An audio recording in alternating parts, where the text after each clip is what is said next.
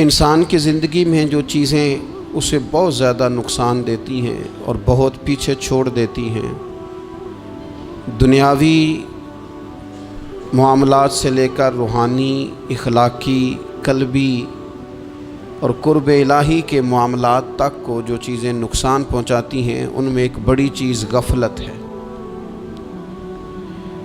ایک لفظ ہوتا ہے جو ہمیں اکثر سننے کو ملتا ہے کہ آپ کی توجہ نہیں ہے۔ یہ ڈھیر سارے لوگوں کا مطالبہ ہوتا ہے، اہل خانہ بھی مطالبہ کرتے ہیں، کئی موقع پر والدین بھی مطالبہ کرتے ہیں، غرباء بھی مطالبہ کرتے ہیں کہ امیروں کی ہماری طرف توجہ نہیں ہے۔ اور یہ بڑی لازمی سی بات ہے کہ کسی چیز پر جب توجہ رہتی ہے تو وہ چیز بہتر ہو جاتی ہے، اور جب عدم توجہی کا لوگ مظاہرہ کرتے ہیں تو وہ معاملہ خراب ہو جاتا ہے۔ یہ جو عدم توجہ ہے اسی کو غفلت کہتے ہیں، اور جب انسان کے مزاج پر غفلت طاری ہوتی ہے اور غفلت اس پر پوری طرح غلبہ کر لیتی ہے تو پھر اس کی زرخیز زمین کو وہ بنجر کرتی ہے۔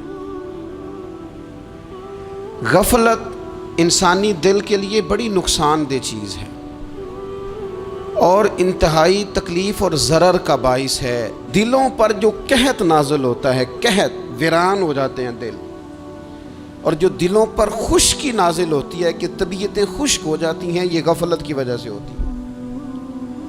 جو لوگ غافل ہو جاتے ہیں نا، اپنے معاملات کا دھیان نہیں رکھتے، دیکھیں نا، آپ کو کھانا کھاتے بھی غافل نہیں ہونا چاہیے۔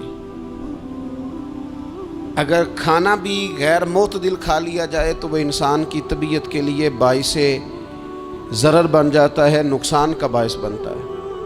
بات کرتے ہوئے بھی غافل نہیں ہونا چاہیے، کئی دفعہ جملے ایسے نکل جاتے ہیں جو انسان کے لیے پھر شرمندگی کا باعث بنتے ہیں۔ انسان کو غافل ہو کر کوئی کام نہیں کرنا چاہیے، غافل ہو کر، مدہوش اور بے ہوش ہو کر نہیں۔ غفلت دل کو ویران کرتی ہے، طبیعت میں خشکی لاتی ہے۔ غافل کبھی نہ بنے۔ قرآن مجید فرقان حمید نے ارشاد فرمایا کہ اقترب للناس حسابہم، فرمایا لوگوں کے حساب کا وقت قریب آ گیا، وہم فی غفلت معرضون، اور وہ ابھی بھی غفلت میں منہ پھیرے ہوئے ہیں۔ ٹائم آ گیا حساب دینے کا، لیکن وہ ابھی بھی غافل ہیں۔ ہمارے جو زیادہ تر نقصان زندگی میں ہوئے ہیں وہ صرف ہماری غفلت کی وجہ سے ہوئے۔ ہم نے چیزوں پر توجہ نہیں دی، چیزیں گڑبڑ ہو گئیں۔ جس آدمی نے پھول لگائے ہوں، پھل لگائے ہوں، کھیتی لگائی ہو، وہ دانہ ڈال کے پانی دے کے فارغ نہیں ہو سکتا، اسے توجہ کرنی پڑتی ہے۔ اور کسی نے کہا تھا مالی جیندے ہون تو پھر بوٹے سکدے نہیں، اگر موجود ہونا ان کو سینچنے والا، رکھوالی کرنے والا، تو پھر ان کی جڑیں کبھی خشک نہیں ہوا کرتی۔ ہماری جو غفلتیں ہیں یہ بڑی ضرر کا باعث ہیں، نقصان کا باعث، اور مجبوری معاف ہوتی ہے، غفلت معاف نہیں ہوتی۔ اسکول میں پڑھتے تھے، مدرسے میں پڑھتے تھے، تو ایک مجبوری ہو گئی جی، خدا نہ خواستہ گھر میں کوئی پریشانی ہو گئی تو اساتذہ اس پر سزا نہیں دیتے۔ کوئی خوشی کا موقع ہے گھر میں، فیملی میں کسی کی شادی ہے، اساتذہ اس پر سزا نہیں دیتے۔ لیکن اگر کبھی پتہ چلتا تھا نا کہ یہ گھر سے تو آیا تھا لیکن مدرسے نہیں آیا، یہ اسکول نہیں آیا، رستے میں غافل ہو گیا، تو یہ بات خوفناک تھی۔ یہ قابل سزا جرم تھا کہ تو غافل ہو گیا اپنی پڑھائی سے، تو گھر سے آیا اور یہاں نہیں آیا۔ غفلت قابل سزا ہوتی ہے، مجبوری کی معافی ہوتی ہے۔ ہمارا آج کل جو مسئلہ ہے وہ غفلت کا ہے۔ ڈھیر سارے لوگ ہیں، سمجھدار بھی ہیں، سیانے بھی ہیں، معاملہ فہم بھی ہیں، باشعور بھی ہیں، تعلیم کی ڈگریاں بھی رکھتے ہیں، لیکن اگر ان کی زندگیوں کی تکلیفوں کو دیکھا جائے اور بے آباد روح کو دیکھا جائے اور سجدوں سے ان کی دوری کو دیکھا جائے تو ایک ہی بات سمجھ میں آتی ہے کہ پتہ سارا ہے لیکن لے ڈوبی ہے غفلت، توجہ نہیں کی۔ لائق بچہ بھی نالائق ترین زندگی گزارتا ہے، اس لیے کہ اس کے لائق ہونے کے ساتھ ساتھ اس کا توجہ کرنا بھی تو ضروری ہے نا۔ निरे लायक का क्या फ़ायदा अगर वो मेहनती नहीं, अगर वो तवज्जो ही नहीं करता, अपना सबक ध्यान से सुनता पढ़ता ही नहीं, तो जितना मर्जी लायक हो पीछे रह जाएगा। और कई नालायक होते हैं, रट्टा लगा के पास होते हैं, पर चलो रट्टा तो लगाते हैं ना, मेहनत तो करते हैं ना, जद्दोजहद तो करते हैं। कई नालायक जद्दोजहद के बाइस आगे गुजर जाते हैं और कोई इसी चक्कर में रह जाते हैं, मैं बड़ा लायक हूँ, कल पढ़ लूँगा, परसों पढ़ लूँगा, हफ्ता तैयारी करके पास हो जाऊँगा। अपनी ज़िंदगी से गफलत का पर्दा उठाएं। और गफलत,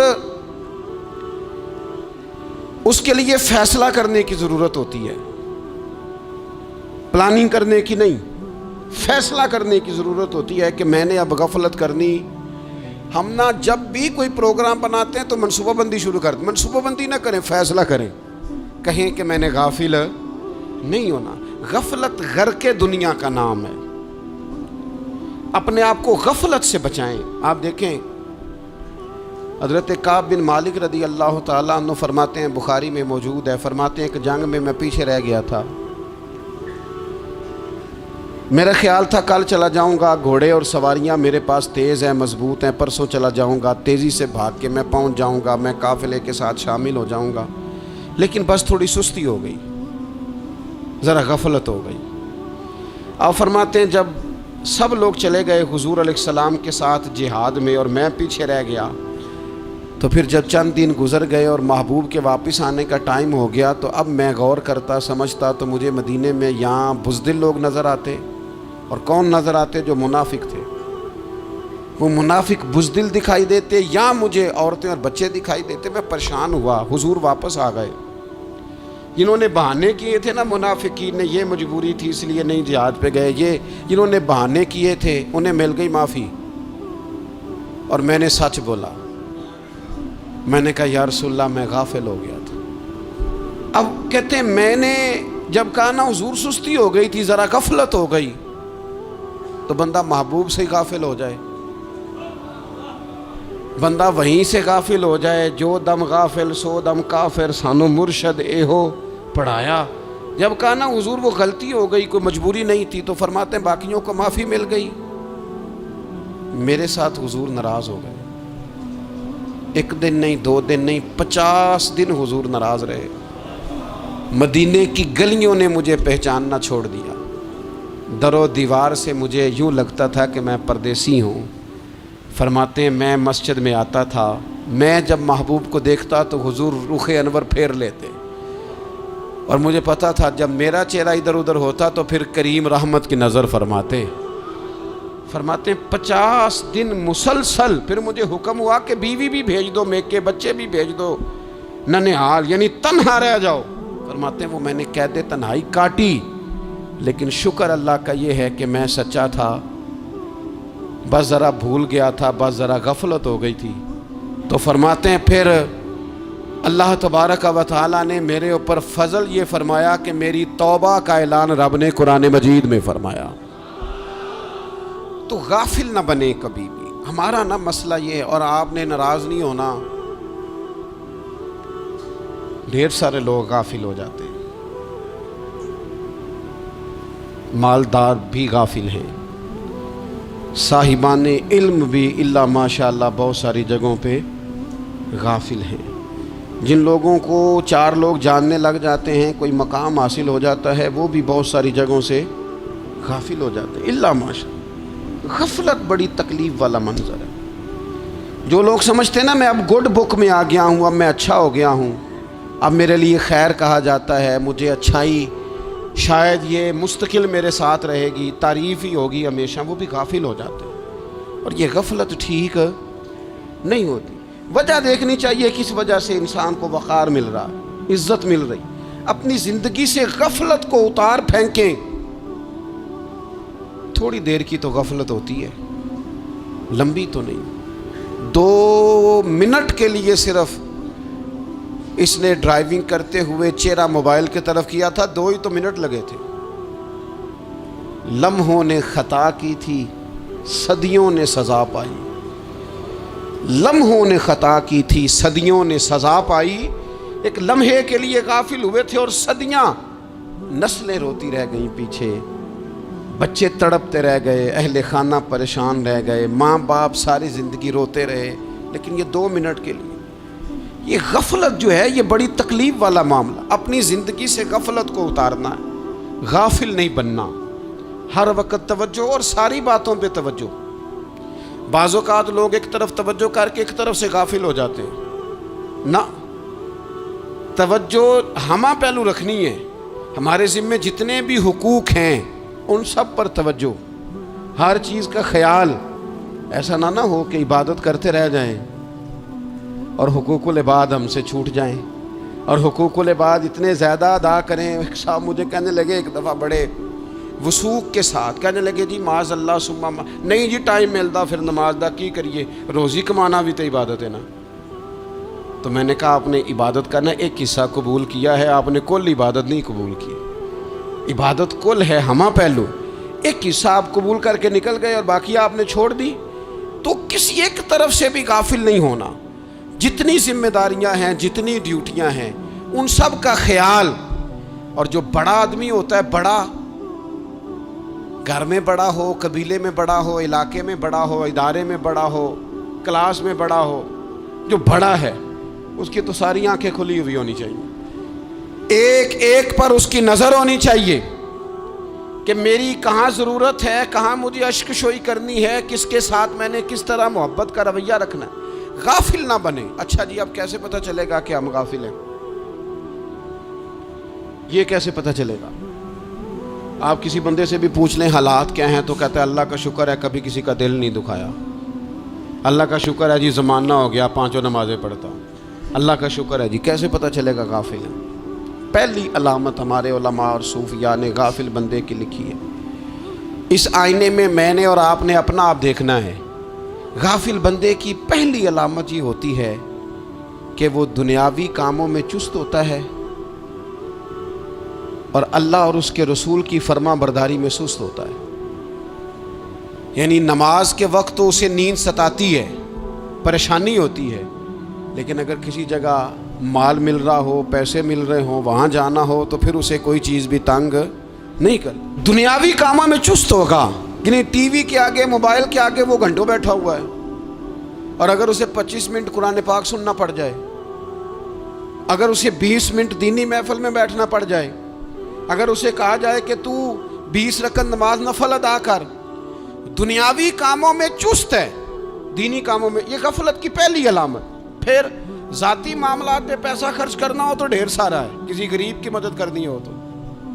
وہ ہمارے ایک دوست ہیں، وہ اکثر کہا کرتے ہیں، وہ کہتے ہیں آج کل کسی سے کہنا فلائی کام میں، دینی کام میں، کسی کی مدد میں کچھ 4 پیسے خرچ کرنے ہیں تو لوگ کہتے ہیں ہاتھ تنگ ہے۔ ہاں کوئی سستا پلاٹ ملتا ہو نا، اور اگر یہ سمجھ آ جائے کہ وہ مجبور ہے بیچارہ بیچنے والا، تو پھر کہتے ہیں میں 2-3 دوستوں کو پھاڑ لے سن۔ ذاتی کاموں میں جب بندہ چست ہو اور دینی کاموں میں سست ہو تو مطلب یہ ہے کہ بندہ غافل ہے۔ پہلی علامت غفلت کی۔ اور غفلت کی دوسری نشانی یہ ہے کہ انسان گناہ کے کاموں کو معمولی سمجھنے لگ جاتا ہے، یہ غافل بندے کی نشانی ہے۔ گناہ کو معمولی سمجھتا ہے، چھوٹا سمجھتا ہے۔ آج کل لوگ کہتے نہیں میں کو اکیلا کر رہا ہوں، ساری دنیا ہی کرتی ہے۔ اور جناب کیا ہو گیا اگر یہ غلطی ہو گئی تو بندے سے ہو ہی جاتا ہے۔ گناہ کو معمولی سمجھنا، چھوٹا سمجھنا، اور کہنا پھر کیا ہو گیا ہے، انسان سے غلطی ہو جاتی ہے۔ آپ دیکھ لیں کہ سینکڑوں بیسیوں گناہوں کا بوجھ ہمارے سروں پہ ہوتا ہے، لیکن کوئی ہمارا دبدبہ ہے، کوئی ہماری گفتگو ہے، کوئی ہمارے جملوں میں خود پسندی ہے، کوئی ریاکاری ہے، کوئی تصنع ہے۔ یہ غافل بندے کی علامت ہے۔ نبی اکرم صلی اللہ تعالیٰ علیہ وآلہ وسلم نے فرمایا مومن اپنے گناہوں کو پہاڑ کی طرح سمجھتا ہے، یہ بخاری میں حدیث ہے۔ مومن پہاڑ کی طرح جانتا ہے اور وہ ڈرتا ہے کہ کہیں وہ پہاڑ اس کے اوپر گر نہ جائے، یعنی کہیں مجھے میرے گناہ کی سزا نہ مل جائے۔ چھوٹے گناہ کو بھی پہاڑ جانتا ہے، یار مجھ سے غلطی ہو گئی، مجھے ٹھیک کر لینی چاہیے، مجھے معافی لے لینی چاہیے، مجھے توبہ کر لینی چاہیے۔ مومن اپنے اوپر گناہ کو پہاڑ کی جانب سمجھتا ہے۔ اور حضور علیہ الصلوۃ والسلام فرماتے ہیں کہ یہ جو فاسق اور فاجر ہوتا ہے نا، اللہ کا نافرمان، یہ گناہ کو مکھی کی طرح سمجھتا ہے، یہ سمجھتا ہے میں نے اشارہ کرنا ہے مکھی نے اڑ جانا ہے۔ مومن کی علامت یہ ہے کہ وہ پہاڑ جانتا ہے اگر غلطی ہو جائے تو پہاڑ۔ امام اعظم ابو حنیفہ رحمۃ اللہ علیہ گزر رہے تھے تو بارش ہو گئی تھی اور کوفہ میں کیچڑ تھا، تو آپ نے جو جوتے پہنے ہوئے تھے ان جوتوں سے چلتے ہوئے نا آپ کے پاؤں سے کچھ مٹی اڑی، تو سامنے ایک یہودی تھا، اب اس زمانے میں دیواریں کچی ہوتی تھیں، اس کے دیوار پر جا کے وہ مٹی جو تھی وہ لگ گئی۔ اب امام صاحب بڑے پریشان ہوئے کہ میں نے اس کی دیوار کو آلودہ کر دیا۔ یہاں تو لوگ اپنی اینٹیں رکھتے رکھتے کئیوں کی دیواریں توڑ ہی دیتے ہیں، اور پھر وہ اس پر ماننے کو بھی تیار نہیں ہوتے، تسلیم کرنے کو بھی تیار نہیں ہوتے۔ وہ کہتے ہیں پھر کیا ہو گیا، اب ہمارا یہاں گھر ہے تو ہم نے ٹرالی منگوانی نہیں تھی، ہمارا حق بنتا تھا۔ امام صاحب کے پیروں سے ذرا کیچڑ اڑا، یہودی کی دیوار پہ لگا، اس کی کچی دیوار تھی۔ امام صاحب پریشان ہو گئے، سوچنے لگے کہ اگر میں دیوار سے یہ کیچڑ اتارتا نہیں تو یہ بھی زیادتی ہے، میں نے اس کی دیوار کو گدلا کر دیا، اور اگر میں اتارتا ہوں تو کچھ مٹی اس کی دیوار کی بھی اتر جائے گی، کچی دیوار ہے، یہ بھی زیادتی ہے۔ مومن گناہ کو پہاڑ کی طرح سمجھتا ہے کہ کہیں گر نہ جائے، اس کی بھی کہیں سزا نہ مل جائے۔ امام صاحب نے اس کے دروازے پہ دستک دی، وہ باہر آیا تو اتفاق سے وہ آپ کا مقروض بھی تھا، اس نے پیسے دینے تھے۔ باہر نکلتے ہی کہنے لگا اوہ آپ تو قرض لینے آ گئے، میرے پاس تو ابھی گنجائش نہیں ادا کرنے کی۔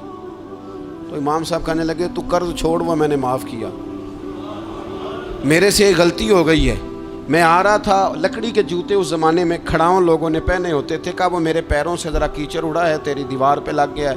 اب میں بڑی دیر سے کھڑا سوچ رہا ہوں کہ اگر میں تیری دیوار صاف نہ کروں تو میں نے یہ میلی کر دی، گدلی کر دی، یہ بھی بات درست نہیں ہے، زیادتی، اور اگر میں اسے صاف کرتا ہوں کچی دیوار سے کچھ مٹی اتر جائے گی تو یہ بھی زیادتی ہے، اب تو بتا میں کیا کروں۔ تو بے موسمہ پھل تھا نا یہ، تو بے موسمہ پھل دیکھ کے بندہ حیران ہو جاتا ہے، جو باتیں روٹین میں نہ ہو رہی ہوں وہ ذرا انوکھی لگتی ہے، بندہ حیران ہو گیا، غور سے امام صاحب کا چہرہ دیکھنے لگا، غور سے چہرہ دیکھنے لگا، اور پھر تھوڑی دیر سوچنے کے بعد کہنے لگا حضور پہلے میں نے دین اسلام کے بارے میں پڑھا اور سنا تھا، آج میں نے دین دیکھا ہے۔ پہلے میں نے سنا تھا کہ دین اسلام اس طرح کا ہے، آج میں نے دین ہے۔ ہم نہ پوری دنیا کے کافروں کو دین سنانا چاہتے ہیں، دکھانا نہیں چاہتے، ہم نیک نظر آنا چاہتے ہیں، نیک بننا نہیں چاہتے، ہم نیک نظر آنا چاہتے ہیں۔ نتیجہ کیا نکلتا ہے کہ کچھ عرصے کے بعد پتہ چل جاتا ہے بندہ کس لیول کا نیک ہے، کیا معیار ہے اس کی نیکیوں کا۔ کہنے لگا حضور پہلے میں نے دین سنا تھا، آج دیکھا ہے۔ آپ وہ مٹی کی دیوار پر جو کیچڑ لگ گیا ہے، دیوار کو بعد میں صاف کیجئے گا، پہلے کلمہ پڑھائیں تاکہ میرے اندر کا کفر صاف ہو جائے، مجھے مسلمان کر دیں۔ تو غافل آدمی جو ہوتا ہے نا، وہ پھر تیسری بات، جب بندہ بہت زیادہ غافل ہو جاتا ہے پھر اعلانیہ گناہ کرنے لگتا ہے۔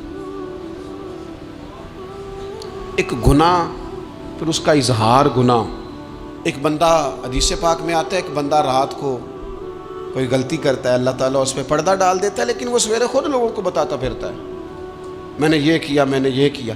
جب آپ اظہار گناہ کرتے ہیں نا تو سامنے والا بھی دلیر ہوتا ہے، کہتا ہے اس نے کیا میں کر لوں گا تو پھر کیا ہوا۔ ہمارے علماء نے لکھا ہے کسی کی نماز قضا ہو جائے تو کسی کو بتائے نہ، قضا پڑھ ڈالے، اس کا جگہ جگہ ذکر نہ کرے۔ جب آپ کہیں گے نا میری قضا ہو گئی تو آپ کے ساتھ رہنے والا بچہ دوست سمجھے گا یار اس کی قضا ہو گئی ہے تو میری بھی ہو جائے گی تو کیا ہو۔ گناہ کرنا بھی گناہ ہے اور گناہ کا اظہار بھی گناہ ہے۔ نبی اکرم صلی اللہ تعالیٰ علیہ وآلہ وسلم نے ارشاد فرمایا میری ساری امت کو معافی مل جائے گی سوائے ان لوگوں کے جو اعلانیہ گناہ کرتے ہیں۔ یہ بخاری مسلم دونوں میں حدیث موجود ہے۔ جو اعلانیہ گناہ، جنہوں نے خود ساری دنیا کو گواہ بنا لیا، میں نے یہ بھی جرم کیا، یہ بھی کیا، یہ بھی کیا، یہ بھی کیا، خود انہوں نے لوگوں کے، بہت بڑے غافل آدمی کی علامت ہے کہ گناہ کرے اور پھر اوپر سے اعلانیہ گناہ کرے، اتنا بڑا جرم کرے۔ پھر چوتھی علامت اگر ہم دیکھنا چاہیں کہ ہم غافل تو نہیں، تو غافل بندے کی چوتھی علامت یہ ہوتی ہے کہ وہ فضول کاموں میں وقت بڑا ضائع کرتا ہے. فضولیات میں ادھر بیٹھے ہیں ادھر بیٹھے ہیں، یہاں گپ شپ ہو رہی ہے، وہاں موبائل دیکھا جا رہا ہے، پھر کچھ ٹائم ملا ہے تو پھر کہیں دور دراز کسی ہوٹل پہ کھانا کھانے چلے گئے، پھر کچھ ٹائم ملا تو چلو نکلتے ہیں ذرا کوئی ہفتہ سیر کر آتے ہیں، یہاں گپ شپ ہے، فلاں کو ڈسکس کر لیتے ہیں، فلاں کے بارے میں بات کر لیتے ہیں، سیاسی تبصرے کر لیتے ہیں، یہ تھوڑی گفتگو ہو جاتی، چلے محلے داروں پہ تبصرہ شروع کرتے ہیں، کون روٹی زیادہ کھا رہا ہے اور کس کے پاس پیسے زیادہ آ گئے، چلو جا کے پتہ کرتے ہیں. حالانکہ یہ پتہ نہیں کرنا چاہیے تھا، پتہ تو اس کا کرنا چاہیے تھا جو بیچارہ کل سے بھوکا ہے.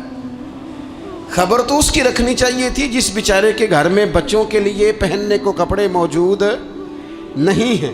اس پر تبصرہ یہ کرتے ہیں کہ یہ محنت کیوں نہیں کرتے، اور اگر کسی پر اللہ عطا کر دے پھر حساب ضرور لگاتے ہیں کہ ذرا معلومات کرو یہ اتنی جلدی آگے کیسے نکل گئے. غافل بندے کی علامت ہے وقت کا ضائع کرنا اور فضول کاموں میں ضائع کرنا اور بلا وجہ ضائع، اور ایسے سوالات کرنا جن کی ضرورت ہی کوئی نہیں، بالکل ضرورت ہی نہیں، کوئی مطلب ہی نہیں. لیکن ہم لوگ وقت ضائع، یہ غفلت کی علامت.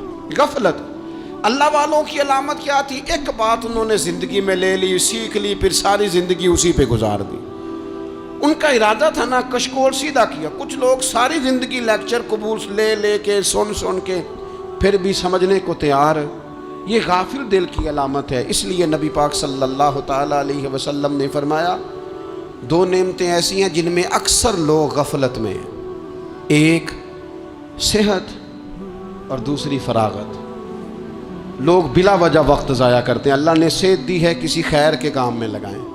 اگر آپ کے پاس فارغ وقت ہے تو قرآن پاک کو یاد کریں، ترجمہ اور تفسیر سے پڑھیں، محبوب پاک علیہ السلام کی احادیث کو یاد کریں، اللہ والوں کی باتیں سنیں. وقت ملے تو عبادات میں لگائیں، نوافل میں لگائیں، تلاوت میں لگائیں، ذکر اذکار میں لگائیں، اور پھر اللہ مزید توفیق عطا کرے تو کسی کے بھلے میں وقت لگائیں.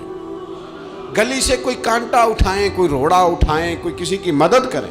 لیکن یہ غافل ہونے کی علامت ہے کہ اپنے وقت کو ضائع کرنا. اور پھر اسی طرح غفلت کی پانچویں علامت یہ ہے کہ اگر بندے کو دنیا سے پورا پیار ہو جائے، یعنی شب قدر میں بھی آ کے کہتا ہے یا اللہ کبھی پیسے دے دینا، شب برات والے دن بھی کہتا ہے کہ مالک اگر کبھی کوئی ایسا سبب لگ جائے نا، یعنی بیت اللہ شریف کے سامنے کھڑے ہو کے بھی اگر اس نے مال ہی مانگنا ہے وہاں بھی اس نے یہی سوال کرنا ہے، حب دنیا اتنی غالب آ جائے. تو یہ غافل ہونے کی علامت. دنیا ضرورت ہے، مقصد نہیں ہے. دنیا کی حاجت ہے، مقصد نہیں ہے. یہ مقصود نہیں. اور جب لوگ فقط دنیا کے مال کو، دولت کو، نبی پاک علیہ السلام نے فرمایا وہ لعنتی ہے جو درہم اور دینار کا بندہ بن گیا ہے، پیسوں کا بندہ بن گیا ہے. مل جائے تو خوش ہوتا ہے، نہ ملے تو تکلیف میں آ جاتا ہے. یہ غافل بندے کی علامت. مومن تو وہ ہوتا ہے کہ دولت رزق حلال ضرور کماتا ہے تاکہ کسی کے آگے ہاتھ نہ پھیلانا پڑے، کوشش ضرور کرتا ہے، پر دنیا کو جیب میں جگہ دیتا ہے، دل میں نہیں دیتا. اس کی جگہ جہاں ہے اسے وہاں رکھتا ہے، اسے دل میں جگہ. دل تو ایک ہے، اس میں رب و رسول کو بسائیں گے یا کسی اور کو بسائیں گے. تو حب دنیا یہ غافل ہونے کی بہت بڑی علامت ہے. پھر اسی طرح جو بندہ رب کریم کو جانتا نہیں نا وہ بھی غافل ہو جاتا ہے. ایک تو جو یہ نہیں نہ جانتا کہ رب کریم سزا دے گا، مجھے دیکھ رہا ہے، اسے نہ اونگ آتی ہے نہ نیند آتی ہے، جو اس کی معرفت نہیں رکھتا کہ میرا رب ہر وقت مجھے دیکھ رہا ہے، وہ بھی غافل ہو جاتا ہے. جسے پتہ ہونا کہ مجھے دیکھ رہا ہے وہ غافل نہیں ہوتا. اور جو یہ سمجھ لیتا ہے نا کہ شاید معاذ اللہ ثم اس یقین کو پکا نہیں کرتا، وہ غافل ہو جاتا ہے. اور ایک جو یہ نہیں نہ جانتا کہ رب مہربان کتنا ہے وہ بھی غافل ہو جاتا ہے. مجھے بتائیے سب سے زیادہ تو بندہ اس کے دروازے پہ جاتا ہے نا جو سب سے زیادہ مہربانی کرنے والا ہو. اس دروازے سے بندہ اٹھتا ہی نہیں. تو جس کو یہ یقین ہو جائے نا سب سے زیادہ کرم فرمانے والی ذات اللہ رسول کی ہے، وہ کبھی رب رسول سے غافل نہیں ہوتا. وہ کبھی اللہ رسول کا دروازہ چھوڑ کے نہیں جاتا، وہ کبھی کسی اور جگہ جا کے پناہ تلاش نہیں کرتا۔ جسے پتہ چل جائے نا وہ کریم کتنا ہے، مہربان کتنا ہے۔ ملا رومی رحمت اللہ علیہ فرماتے ہیں بہت بڑا مجرم تھا ایک بندہ، بہت بڑا گناہگار تھا، بت کو پوجتا تھا، تھک گیا ساری رات بت کے سامنے کھڑا تھا، معاذ اللہ یا صنم یا صنم یا صنم کہتے، تھک گیا، نیند آ گئی، اونگ آ گئی۔ جب پوری طرح نیند آ گئی اور دماغ پہ نیند قبضہ کرنے لگی تو اس کے منہ سے نکل گیا، صنم صنم کہہ رہا تھا نا، نکل گیا یا صمد، او بے نیاز مالک۔ رب کریم نے فرشتوں سے فرمایا دوڑ کے جاؤ، جو کہتا ہے اسے دے دو۔ فرشتے کہنے لگے مالک تو بت کو پکار رہا تھا، اس نے تو غلطی سے نام لیا ہے۔ فرمایا مجھے نہیں پتا، لیکن دیکھو نا اس نے مجھے پکارا تو ہے نا، کتنی دیر سے جھوٹے کو پکار رہا تھا، اس کا معاملہ حل نہیں ہوا، اب اگر سچے کو پکارنے پہ بھی حل نہ ہوا تو فرق کیا رہ جائے گا؟ دے دو جو مانگتا ہے، دے دو۔ میرے دوست گھر پتہ چل جائے وہ کریم کتنا ہے، وہ مہربان کتنا ہے۔ میرے رسول پاک علیہ الصلوۃ والسلام نے تو فرمایا تیری آنکھ سے اگر اس کے خوف سے اتنا آنسو بھی نکل گیا جتنا مچھر کا پر ہوتا ہے، تو جس طرح بھینس کے تھنوں سے نکلا ہوا دودھ واپس تھنوں میں نہیں نہ جاتا، جو اتنا بھی روئے نہ روئے اللہ کے خوف سے، وہ بندہ دوزخ میں نہیں جائے گا۔ تھوڑی دیر کے لیے ڈر جائے اپنے رب سے، آئے تو صحیح۔ عدم معرفت غفلت پیدا کرتی ہے، تو آ تو صحیح، وہ تو کریم ہی بڑا ہے، وہ تو مہربان ہی بڑا ہے۔ حضرت زنیرہ رضی اللہ تعالی عنہ حضور کی صحابیاں ہیں۔ ایام جو مکے کے تھے مسلمانوں پر بڑی آزمائش کے تھے، انہیں بڑا مارا کفار نے، اتنا مارا کہ ان کی بینائی چلی گئی، نظر آنا بند ہو گیا۔ کافروں کی عورتوں نے تانا دیا کہ تو نے ہمارے بت چھوڑے ہیں نا، تو دیکھنا تیری بینائی چلی گئی۔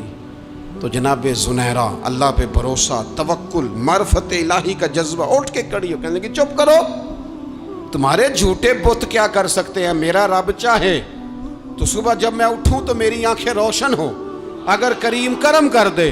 لوگ کہتے ہیں واقعی ایسا ہوا، جب وہ سویرے اٹھی تو اللہ نے ان کی روشنی واپس کر دی۔ تجھے پتہ چل جانا وہ مہربان کتنا ہے۔ وہ ایک بزرگ تھے تو ان سے کسی نے کہہ دیا کہ اگر آپ کا حساب آپ کے ماں باپ کے ذمہ ہو جائے تو پھر کیسا، پوچھنے کے لیے قیامت میں اگر ماں باپ حساب لیں تو پھر کیسا۔ تو بڑے سیانے لوگ تھے جو دل والے تھے، کہنے لگے نہیں، رب کریم ہی ٹھیک ہے، اس لیے کہ وہ ماں باپ سے کہیں بڑھ کر پیار کرنے والا ہے۔ اگر یہ معرفت مل جائے وہ کریم کتنا ہے۔ اور جب بندہ پوری طرح اس کی بارگاہ میں آ کے تڑپ جاتا ہے نا، مولا میں جاؤں کدھر، تیرا دروازہ چھوڑ کے جاؤں کدھر۔ اقبال کہتے ہیں وہ ایک سجدہ جسے تو گراں سمجھتا ہے، 1000 سجدوں سے دیتا ہے آدمی کو نجات۔ تجھے جگہ جگہ جھکنا نہیں پڑے گا اگر تو صحیح معنوں میں اپنے رب کی بارگاہ میں جھک جائے۔ تو میرے عزیز کوشش کرے کہ اس کی معرفت، اس کا کرم، اس کی عطا اور اللہ تبارک و تعالیٰ کے حاضر و ناظر ہونے پر عین الیقین، حق الیقین حاصل کریں۔ اور پھر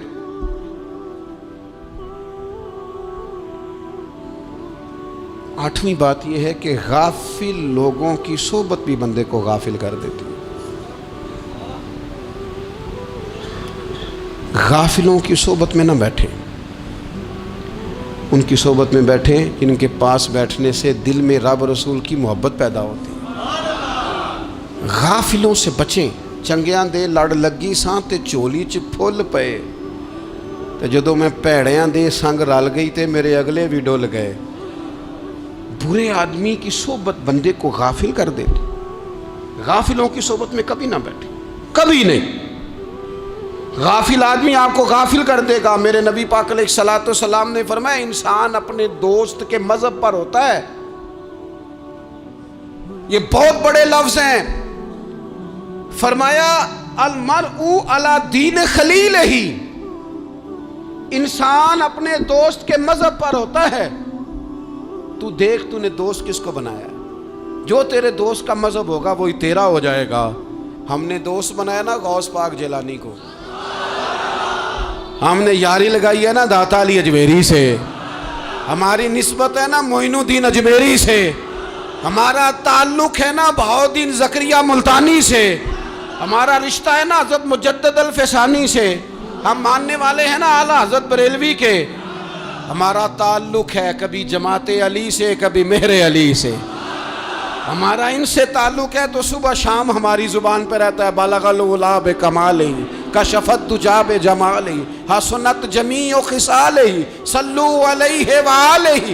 ان سے تعلق جڑا ہے نا تو کئی دفعہ تنہائیاں تڑپا دیتی ہیں اور تڑپ کے کہتے ہیں آج سکھ متران دی ودھیری، آج سکھ متران دی، سکھ کہتے ہیں اڈیق کو، متر کہتے ہیں محبوب کو، اج سکھ متران دی ودھیری ہے، اے کیوں دلڑی اداس گھنیری ہے، لوں لوں وچ شوق چنگیری ہے، اج نینا لائیاں کیوں جھڑیاں، سبحان اللہ سبحان اللہ سبحان اللہ۔ پہلے کہتے ہیں سکھ متران دی ودھیری ہے یعنی اداس ہوں، پھر حضور کے جلووں پہ نظر کرتے ہیں، کہتے ہیں سبحان اللہ سبحان اللہ، ماں اجمل کا، ماں احسن کا، ماں اکمل کا، اور پھر فوراً کہنے لگے او کتھے مہر علی،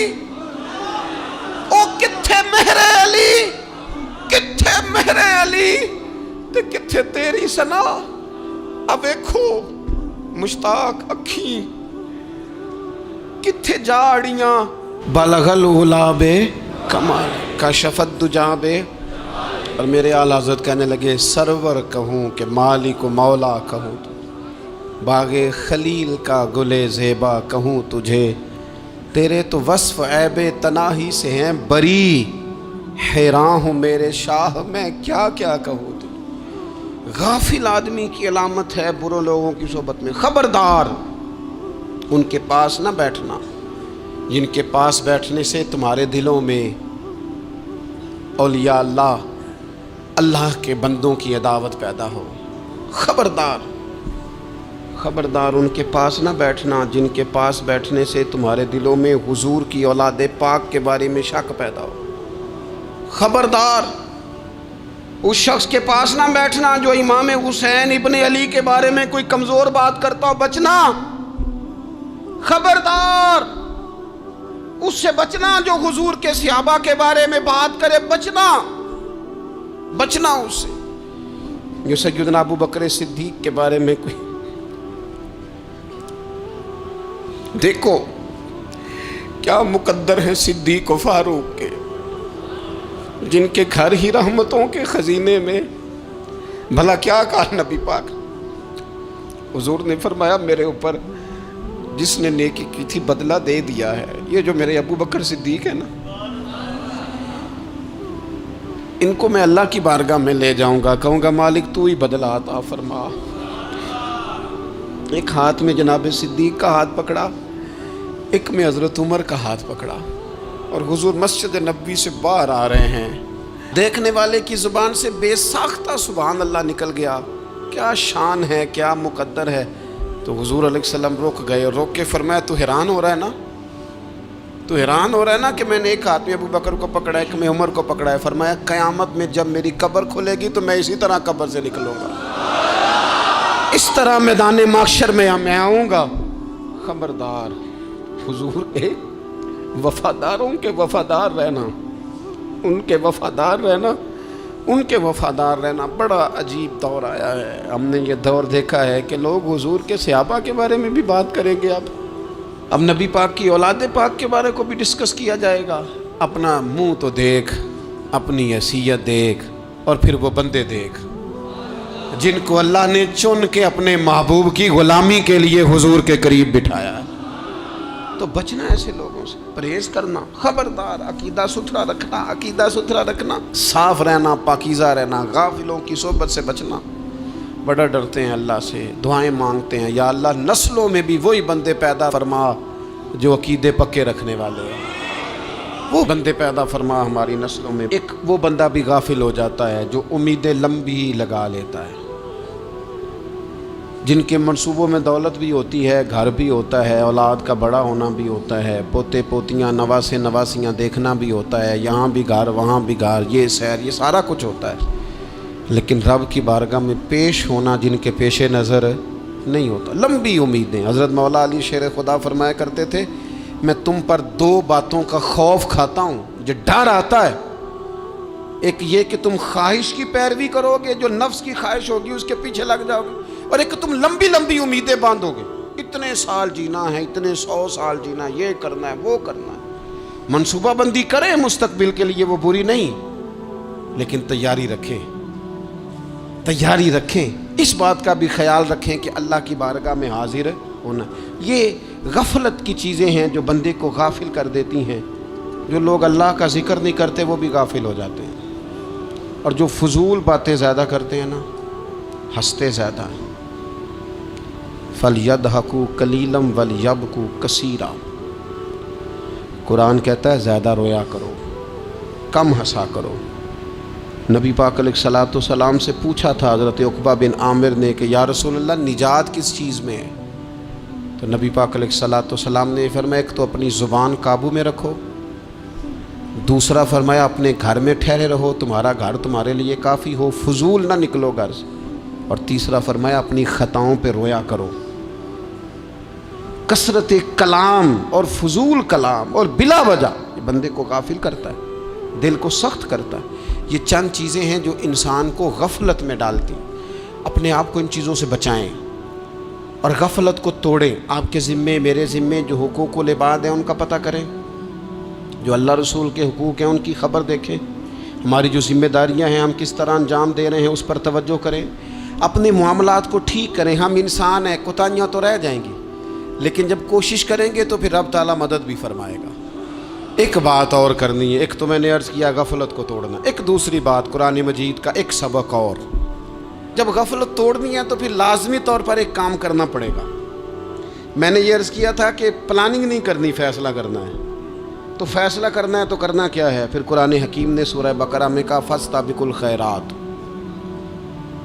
یعنی تم نیکیوں کی طرف دوڑو، جلدی جلدی نیکیاں کرو، فٹافٹ، دیر نہ کرو۔ فٹافٹ سے مراد یہ نہیں کہ نیکی جلدی جلدی کر جاؤ، یعنی ٹال مٹول نہ کرو خیر کے کام میں، کل کریں گے، پرسوں کریں گے، عمرہ کر رہے ہیں پھر نیکی ہیں، حج کر رہے ہیں پھر نیکی ہیں، بچے بیال ہوں پھر میں نیک ہوں، یہ تھوڑا سا یہ کام ٹال مٹ، فاستبقوا الخیرات، نیکیوں کی طرف دوڑو، جلدی کرو، بھاگو۔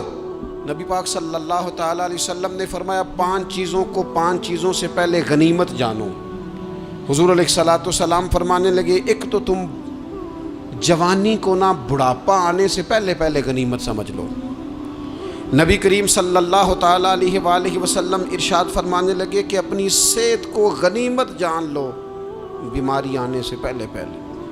پھر حضور علیہ الصلوۃ والسلام فرمانے لگے اگر اللہ نے تمہیں مال دیا ہے، وسعت دی ہے، تو نیکی کر لو، خرچ کر لو اللہ کے راستے میں، خدا نہ خواستہ تم پر غریبی آ جائے۔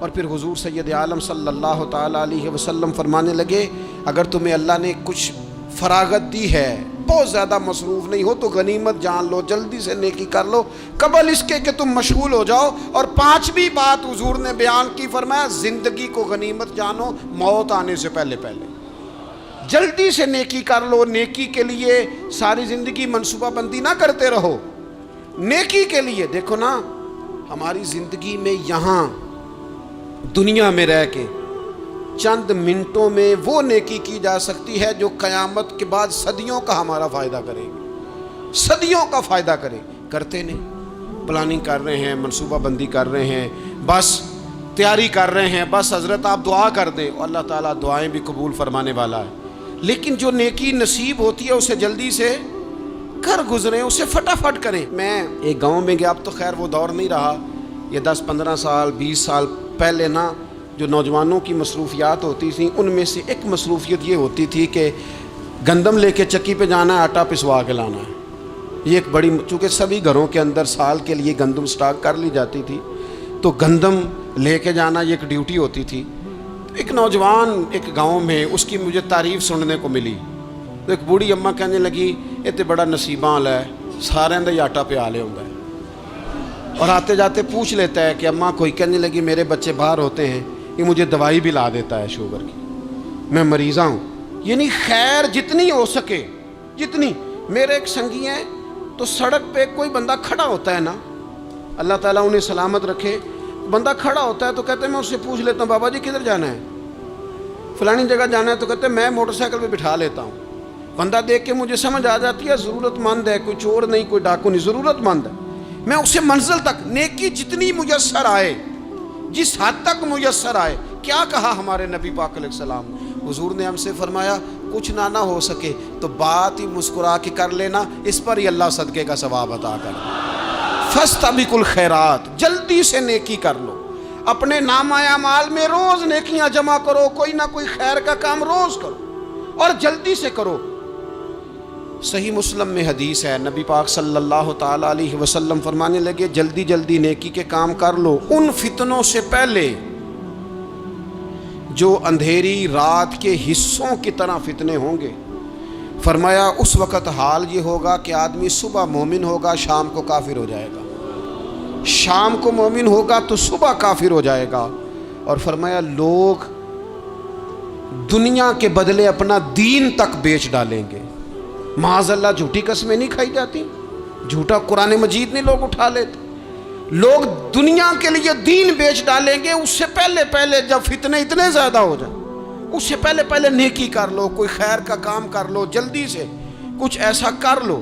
حضرت عقبہ بن حارث رضی اللہ تعالیٰ عنہ فرماتے ہیں یہ دیکھیں ہمارے نبی پاک علیہ السلام کی سیرت کیا ہے، حضور کا اسوہ کیا ہے، نبی پاک علیہ السلام ہماری تربیت کس طرح کرتے ہیں۔ حضرت عقبہ بن حارث رضی اللہ تعالیٰ عنہ کہتے ہیں ہم نے نبی پاک علیہ السلام کے ساتھ عصر کی نماز پڑھی، یہ صحیح بخاری میں موجود ہے۔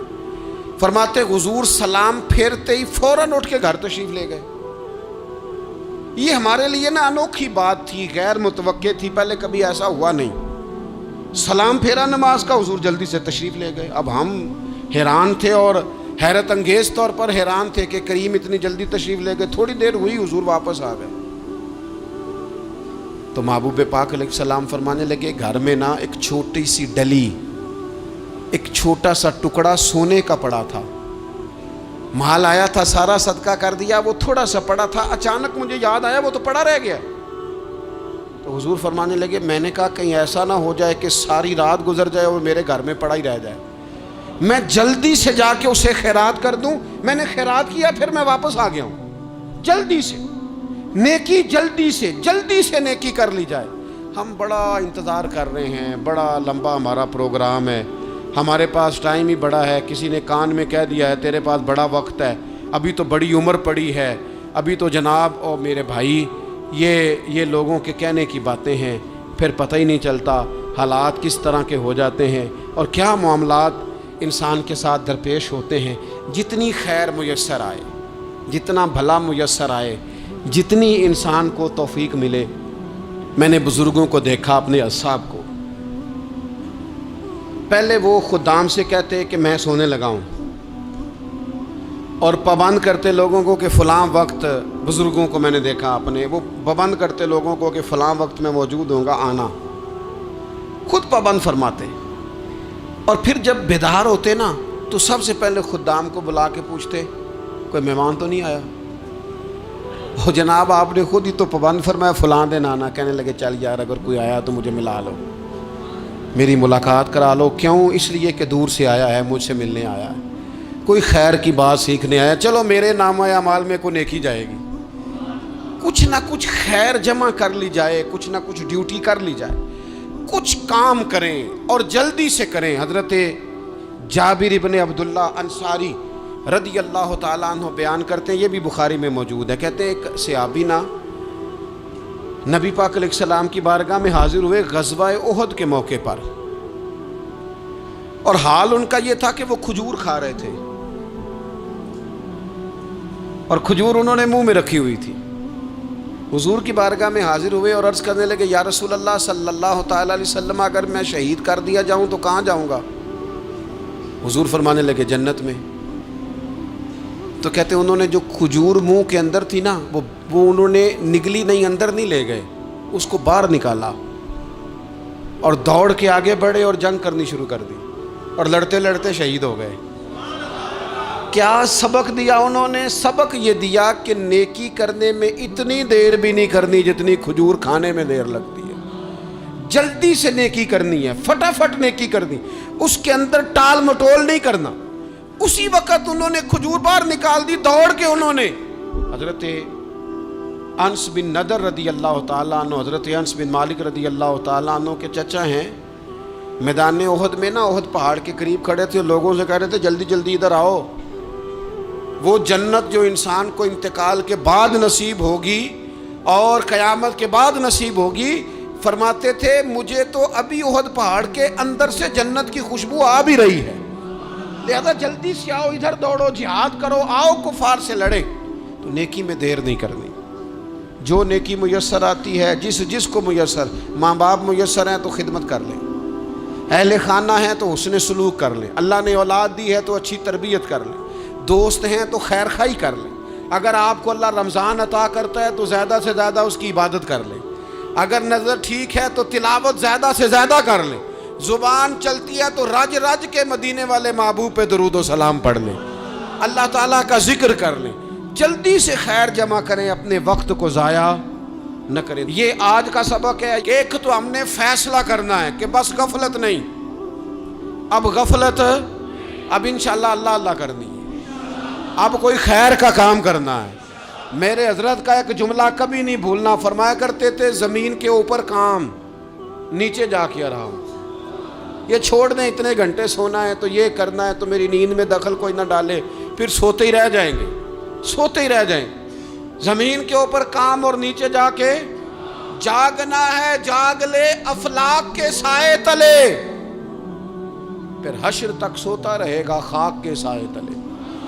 اب جاگ لے افلاک کے سائے کے نیچے، جاگ، کھول آنکھیں، ہر وقت کا سونا، ہر وقت سونا، ہر وقت جو اپنے آرام کی فکر کرنا، اس سے نکل آئیں، اور اچھا کھانا اور اچھا پہننا اور بس اپنی مرضی کی زندگی من چاہی جینا، اس سے باہر آئیں، فیصلہ کریں، فیصلہ کہ اب غفلت نہیں کرنی، اگر اللہ نے کوئی صلاحیت دی ہے تو اسے دین کے کام پہ لگانا ہے، کوئی ڈیوٹی کرنی ہے، کوئی خدمت کرنی ہے۔ دیکھو خدمتیں ہو رہی ہیں، صدیق اکبر مال دے رہے ہیں، عثمان غنی مال دے رہے ہیں، مولا علی نے تلوار پکڑی ہے، میدان میں جا رہے ہیں، فاروق اعظم گلی گلی نگر نگر رسول اللہ کے دین کی پہرے داری کر رہے ہیں، حضرت جناب سیدنا سلمان فارسی ابو ذر غفاری حضور کی مسجد میں جھاڑو دے رہے ہیں، اور بلال حبشی